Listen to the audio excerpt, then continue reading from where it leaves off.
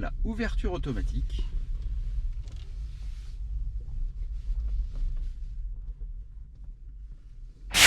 Le système HomeLink transforme votre voiture en télécommande et permet l'automatisation de l'ouverture de votre garage ou de votre portail lors de son approche.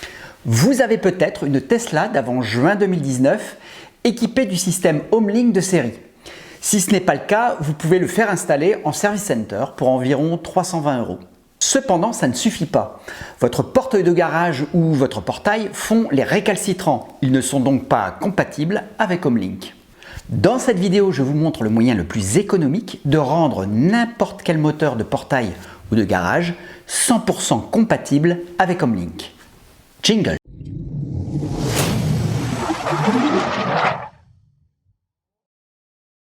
Il n'existe pas un seul système pour parvenir à créer cette compatibilité.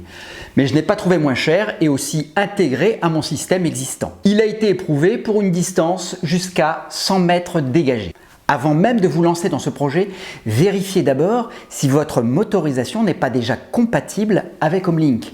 Je vous mets les liens dans la description pour faire cette vérification. À l'origine des motorisations, les moteurs fonctionnaient à code fixe. Avec un équipement spécial, un cambrioleur un peu averti pouvait scanner les radiofréquences et ouvrir facilement votre garage. Sont apparus ensuite les codes tournants, beaucoup plus sécures, et certains, comme c'est le cas pour ma motorisation Orman, ont ajouté le Bi-Secure. Je ne rentre pas plus dans le détail, ce n'est pas l'objet de cette vidéo, mais sachez que toutes ces sécurités réduisent la compatibilité avec HomeLink en contrepartie. En tout état de cause, ma motorisation, grâce à ce kit, va devenir à code fixe. Si votre garage est attenant à votre maison, vous savez donc que vous serez plus exposé. Le prix de ce kit est de 15 € si votre motorisation peut alimenter le petit relais. Pour ma part, mon moteur délivrant du 18 volts et non du 12 volts, comme le relais le demande, j'ai pris le kit à 35 €. Tous les liens sont dans la description. Assez discuté, place au tuto. Alors, dans le kit à 35 €, vous avez forcément cette alimentation. Vous avez une télécommande avec 2 touches. Vous avez une notice explicative et vous avez ce petit boîtier noir que nous allons ouvrir et on découvre la plaque électronique avec le relais intégré. Donc la première étape que l'on va suivre, moi j'ai ouvert cette prise de 120 volts. J'ai ouvert ce boîtier de 120 volts pour sortir la petite carte électronique car je vais me débarrasser de tout l'emballage plastique. Donc j'ai tiré assez fort sur les 2 petits fils bleus et c'est venu tout seul. Vous avez ici le rouge et le noir, ce sont les sorties en 12 volts. Rouge pour le plus, noir pour le moins, c'est important, on va le voir plus loin. Donc deuxième étape, nous allons dénuder un petit peu plus les fils bleus, qui sont les fils qui vont recevoir le 220 volts qui sera à proximité du moteur. Alors vous n'avez pas besoin de faire ça si vous avez une prise qui est à proximité du plafond de votre motorisation de garage. Ensuite, on va couper cette fiche-là, puisque la fiche, on va le voir sur le petit boîtier noir, il n'y a pas de connecteur en fait pour mettre dessus. Donc on va tout dénuder pour pouvoir visser ça sur les 4 ports que l'on a vu tout à l'heure sur le petit boîtier. Voilà, donc là on dénude le premier câble, et puis les 2 fils, on va les dénuder avec une lame de cutter, parce que c'est tellement fin que ça vient tout seul. Encore une fois, donc le rouge, le noir, le rouge étant le plus. Et puis on va torsader un petit peu tout ça pour pouvoir mieux l'insérer. Vous voyez ici, donc il y a 5 plots. Ils sont représentés au dos. Il y a plus, moins, no et com. NO et com pour commun. Peu importe l'ordre dans no et com, on le verra un petit peu plus loin. Donc ici j'ai mis le moins sur le premier plot, le rouge le plus sur le deuxième plot. Tout est indiqué au dos de toute manière, n'ayez pas de doute. Je prends un fil que j'ai au fond de mon tiroir, donc tous les fils de petites sections conviennent. Donc on le met sur le no et sur le com. Le dernier plot ne servira pas.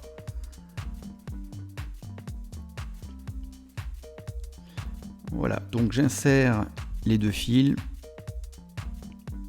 Ils sont brochés, donc c'est plus facile pour moi de les insérer, de les visser.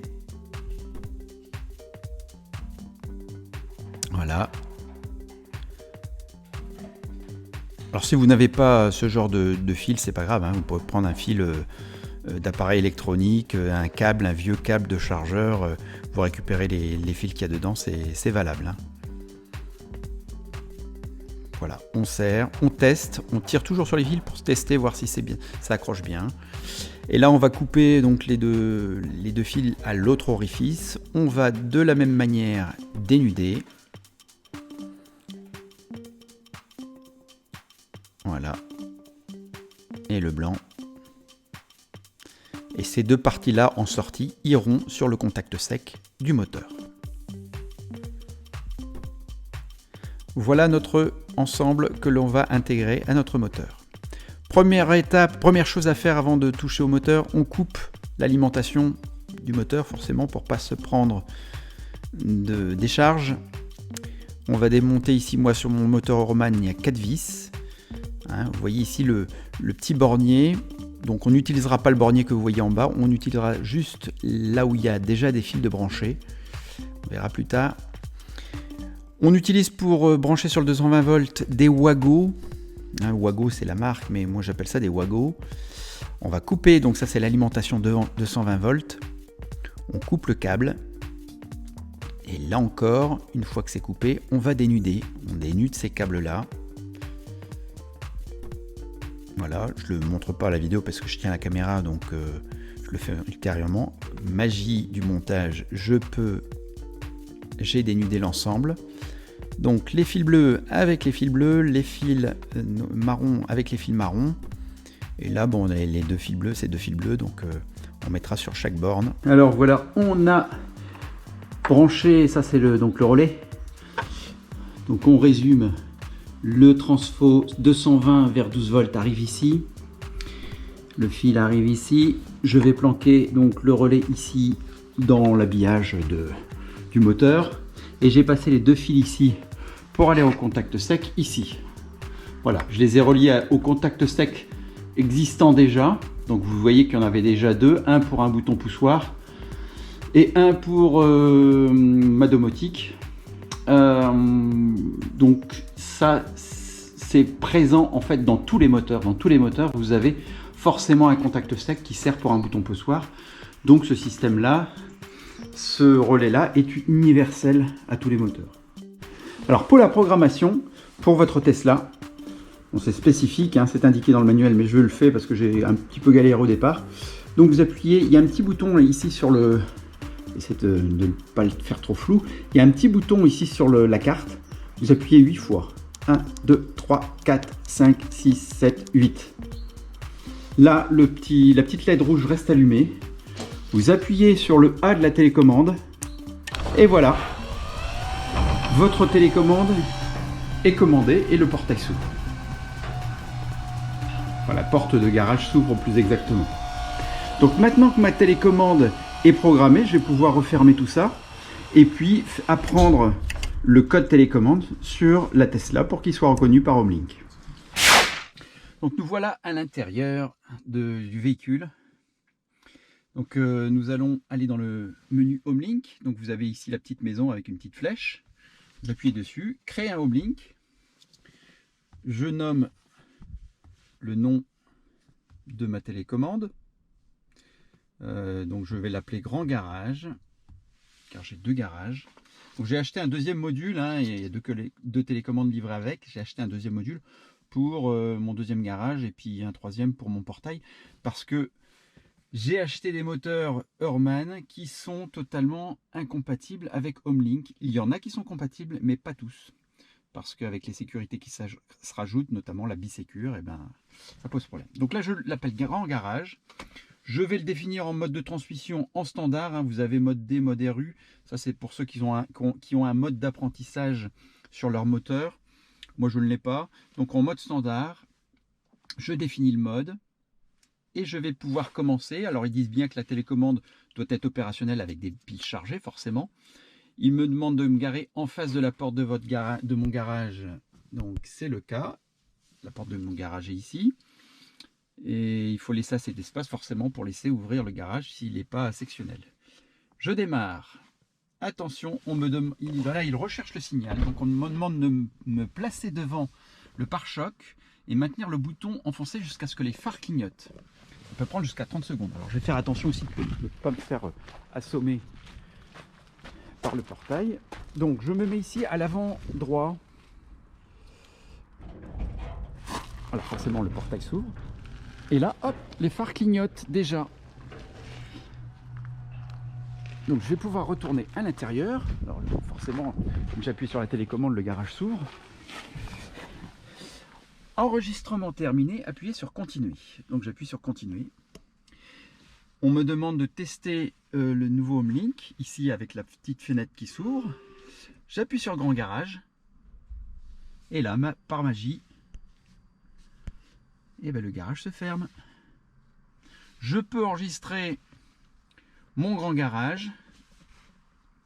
Je vais activer l'ouverture auto à l'arrivée. Je vais faire un petit test. Parce que par GPS à 21 mètres, voilà, je vais rentrer dans la rue à 21 mètres. Normalement, ça devrait s'ouvrir. Rabattement automatique des... Je sais pas ce que c'est. Ah oui, ça c'est si vous avez un petit garage. Vous voyez, les rétroviseurs se rabattent automatiquement. Voilà. Et maintenant, quand je vais dessus, il apparaît ici en vert. J'appuie dessus. Et ça s'ouvre. On fait un petit tour de voiture. Et on voit si l'approche automatique fonctionne.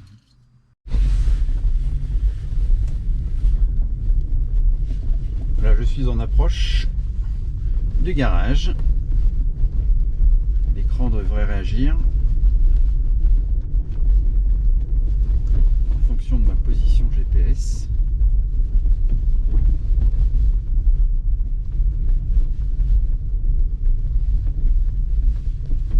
Pas de réaction. Ça y est.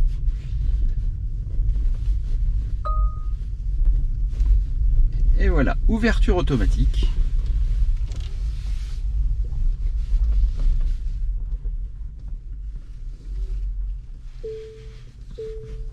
C'est royal.